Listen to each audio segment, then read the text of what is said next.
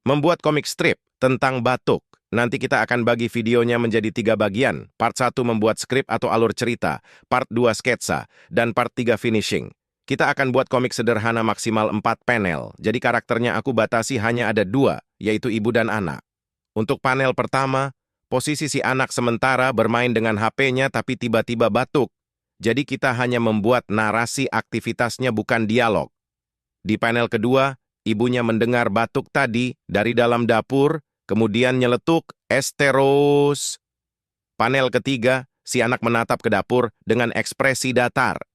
Seakan bilang, batuk dikit pasti dikira habis minum es, heran. Panel terakhir, kita masukkan dialog es yang sedang difitnah. Dan jadi deh skripnya. Setelah ini kita lanjut gambar sketsanya.